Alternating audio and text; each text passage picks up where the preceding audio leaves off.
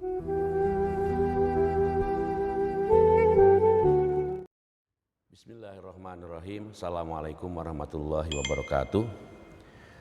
Alhamdulillahilladzi anzalas sakinata fi qulubil mu'minin liyazdadu imanan ma'a imanihim walillahi junudus samawati wal ard wa kanallaha aliman hakima.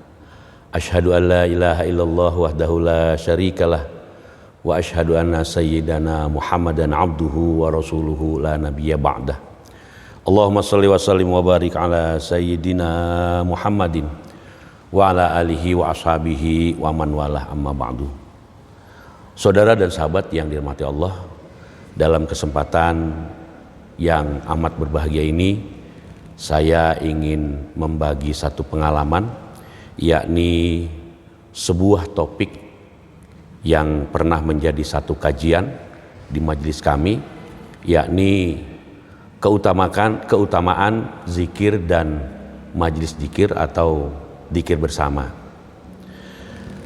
Adapun yang kami maksud dengan zikir di sini adalah menyebut dan mengingat Allah dalam rangka mengesakan, mengagungkan, mensucikan serta memuji Allah. Lazimnya seseorang bila dia menyebut-nyebut sesuatu, biasanya apa yang disebut itu merupakan sesuatu yang dicintai, disukai, diharap dan didamba. Demikian pula halnya dengan ketika kita berzikir dengan menyebut asma Allah dalam upaya mensucikan dan mengagungkan zat serta sifatnya, serta mentauhidkan zatnya dan memuji kebesarannya. Allah Subhanahu wa taala berfirman di dalam surat Ali Imran ayat 41, A'udzubillahi minasyaitonirrajim. Bismillahirrahmanirrahim. Wadhkur rabbaka katsiran wasabbih bil 'ashiyyi wal ibkar. Dan sebutlah nama Tuhanmu sebanyak-banyaknya serta bertasbihlah di waktu petang dan pagi hari. Ayat tadi memberikan motivasi kepada kita sebagai umatnya untuk selalu berzikir kapanpun, baik di kala pagi, siang, sore maupun malam. Kemudian ayat itu pun berisi perintah di mana perintah ini mengandung satu konsekuensi. Manakala kita tinggalkan, artinya kita tidak berzikir, maka Allah akan berikan satu sanksi yang akan memberatkan kita. Firman Allah di dalam Al-Quran, Allah ingatkan kepada kita, A'udzubillahi minasyaitonirrajim. Bismillahirrahmanirrahim. Wa man a'rada an dzikri fa inna lahu ma'isyatan donka wa nahsuruhu yaumal qiyamati a'ma.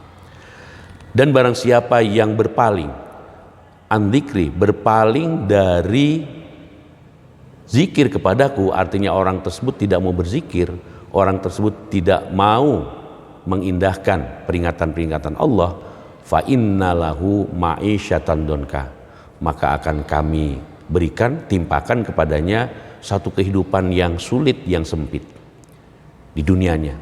Wa nahsuruhu yaumal qiyamati a'ma, dan kelak akan kami bangkitkan orang tersebut dalam keadaan buta. Ini merupakan sanksi bagi orang yang berpaling, tidak mau berzikir kepada Allah.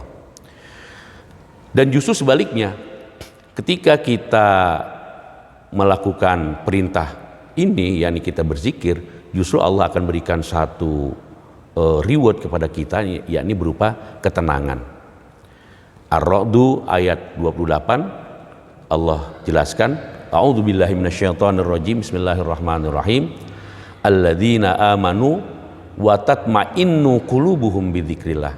Ala bidzikrillahi tatma'innul qulub.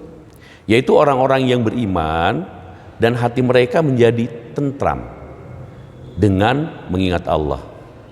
Ala bidzikrillahi tatmainnul qulub. Ingatlah, hanya dengan mengingat Allah, hanya dengan berzikir kepada Allah, hati menjadi tentram. eh, seorang ulama besar, penulis Sofwatut Tafasir fi Tafsiril Quran, yakni Muhammad Ali As-Sobuni, beliau menjelaskan bahwa ayat Allah tersebut menggunakan kalimat tatmainnu, artinya menjadi tentam dalam bentuk fi'il mudhari, ya. Di mana fi'il mudhari ini menunjukkan satu sifat menetap dan terus menerus, ya. Artinya orang yang selalu berzikir kepada Allah itu hatinya akan tetap dan terus menerus menjadi tentram. Nah, sahabat dan saudara yang dirahmati Allah, dalam bahasan ini secara berturut-turut kita akan bahas. Pertama adalah keutamanya secara umum dan bagaimana keutamaan berzikir secara berjamaah atau majlis zikir, yang barangkali ini terkadang menjadi satu polemik antara yang mengamalkan dan yang tidak mengamalkan. Adakah dalil yang mendasari dalam pelaksanaan zikir berjamaah atau majlis zikir? Nah, kita awali dengan keutamaan zikir secara umum. Yang pertama adalah bahwa zikir lebih utama daripada ibadah yang lain.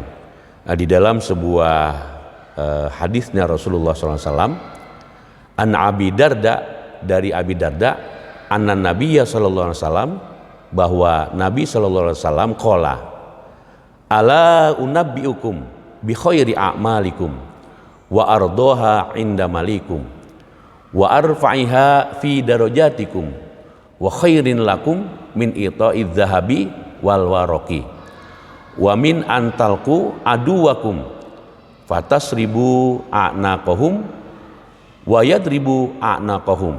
Qalu wa madza ya Rasulullah?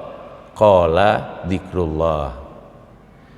Maukah aku kabarkan pada kalian sebaik-baik amal kalian, paling diridhoi Tuhan kalian, paling tinggi derajatnya, lebih baik pahalanya daripada memberi emas dan perak, dan daripada kalian mengeksekusi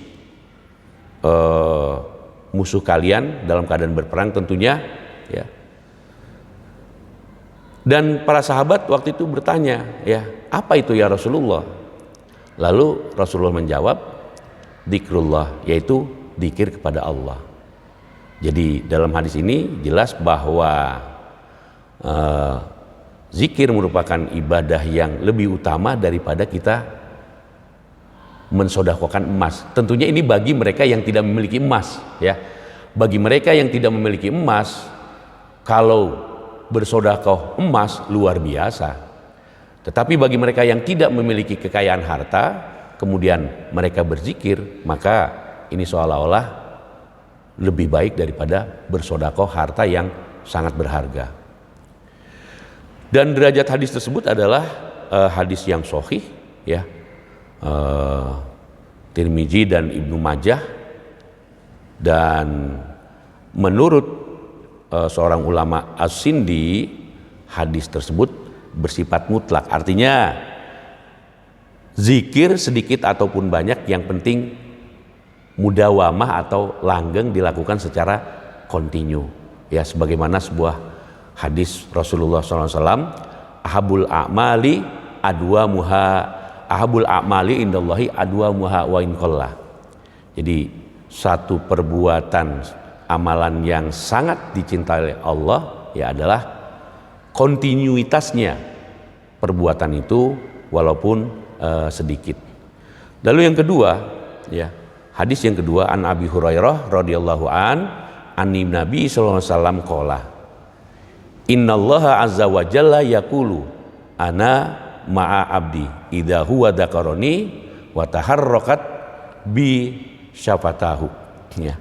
Dari Abu Hurairah, dari Nabi sallallahu alaihi wasallam, beliau bersabda, sesungguhnya Allah azza wa jalla berfirman, aku bersama hambaku ketika dia mengingat aku, dan ketika bibirnya bergerak karena menyebut namaku. Ini juga hadis sahih ya, riwayat Ibnu Majah, Ibnu Hibban serta Al-Hakim dan Ibnu Al-Arabi di dalam kitab Mu'jamnya dengan sanad yang sahih ya, dan Ahmad bin Hambal. Lalu yang ketiga, bahwa berzikir kepada Allah itu pahalanya melengkapi kekurangan ibadah seseorang. An Abdillah ibni Busrin anna A'rabiyan qala li Rasulillah sallallahu alaihi wasallam inna syara'i al-islami qad kathurat alayya fa anbi'ni minha bi syai'in atashabbathu bihi qala la yazalu lisanaka ratban min dzikrillahi azza wa jalla. Diriwayatkan dari Abdullah bin Bushr bahwa sesungguhnya seorang A'rabi, yakni seorang Arab kampung ya, bertanya kepada Rasulullah SAW, ya Rasulullah, sesungguhnya syariat Islam itu terlalu banyak ya untukku, maka berilah aku tahu sesuatu yang dengannya aku bisa bergantung. Lalu Nabi menjawab ya, la yadzalu lisanaka ratban min dzikrillahi azza wa jalla. Ya, jadi usahakan atau hendaklah lidahmu selalu basah ya karena berzikir kepada Allah azza wa jalla. Sehingga kesimpulannya bahwa zikir merupakan satu ibadah yang amat besar pahalanya dan bisa melengkapi pahala seseorang yang belum maksimal di dalam menjalankan syariat Allah. Di dalam riwayat lain dikatakan bahwa yang bertanya ini seorang yang sudah berumur lanjut ya, yang dia merasa bahwa belum maksimal dia menjalankan syariat Islam. Dan jawaban Nabi tersebut ya merupakan pertanyaan seorang yang biasanya selalu disesuaikan dengan kondisi dan kedalaman keberagaman orang tersebut. Dan hadis ini merupakan hadis sahih ya, riwayat Turmuzi ya. Kemudian ini juga merupakan hadis hasan gharib ya, dan juga diriwayatkan oleh Ibnu Hibban, Al-Hakim dan Al-Baihaqi serta Imam Ahmad. Kemudian yang keempat, perbandingan orang yang berzikir dengan orang yang tidak berzikir ya, oleh Rasulullah dikatakan mathalul ladzi yazkuru rabbahu wal ladzina yazkuru rabbahu mathalul hayy wal mayyit ya. Perumpamaan orang yang berzikir kepada Tuhannya dengan orang yang tidak berzikir kepada Tuhannya itu ibarat orang yang hidup dan orang yang mati. Jadi dari sini kita bisa menjelaskan bahwa orang yang selalu berzikir kepada Allah itu orang yang betul-betul bermanfaat ya hidupnya. Beda dengan orang yang sudah mati. Kalau orang yang hidup itu masih bisa memberikan manfaat kepada orang yang hidup, bahkan kepada orang yang sudah mati. Namun orang yang sudah meninggal tentunya tidak bisa memberi manfaat lagi kepada orang yang masih hidup. Dan sampailah kita kepada satu bahasan yang kadang menjadi satu polemik antara yang mengamalkan dan yang tidak mengamalkan, yakni dalam hal pelaksanaan zikir bersama atau majlis zikir. Ya, pertanyaannya, adakah dalil yang mendasari pelaksanaan zikir bersama? Nah, kita akan bahas. Yang pertama saya bacakan sebuah hadis An Ibni Umar, dari Ibnu Umar radhiyallahu anhuma ya, anna Rasulullah SAW, bahwa Rasulullah SAW ya qala bersabda, idza marartum biriyadil jannah farta'u qalu wa ma riyadul jannah ya Rasulullah, qala hilaqad dzikri fa innallaha ta'ala sayaratin minal malaikati yatlubuna hilaqad dzikri fa idza atau alaihim hafu bihim ya. Jika kamu berjalan di kebun-kebun surga, ambillah manfaat darinya. Lalu para sahabat bertanya, apa kebun surga itu wahai Rasulullah? Lalu Nabi menjawab, halakoh, artinya pertemuan-pertemuan zikir. Halakoh zikir, ya, zikir, perkumpulan-perkumpulan zikir, ya. Karena sesungguhnya Allah memiliki malaikat-malaikat yang terus, ya, menerus melakukan perjalanan mencari halakoh orang-orang yang berkumpul dalam melaksanakan zikir kepada Allah. Nah, ketika mereka sampai menemukan halakoh zikir, ya, mereka turun menaunginya. Demikian hadis yang pertama yang merupakan hadis hasan riwayat Tirmizi, ya, dan ini merupakan sunnah qauliyah. Artinya tuntunan Rasul yang disampaikan, ya, secara langsung, ya. Dan dalam hadis tersebut Rasulullah mengibaratkan halakoh zikir itu sebagai satu taman surga, ya. Karena begitu banyaknya manfaat yang diperoleh dari halakoh tersebut. Kita tahu bahwa ketika kita berada di satu taman, ya, segala resah, gundah, galau hati yang ada di dalam diri kita maka akan terbuka dan bisa saja akan terhilangkan. Ya, bagaimana itu apabila tamannya dikatakan riyadul jannah, ya, taman surga. Dan halakoh itu merupakan istilah untuk beberapa orang yang duduk melingkar, ya.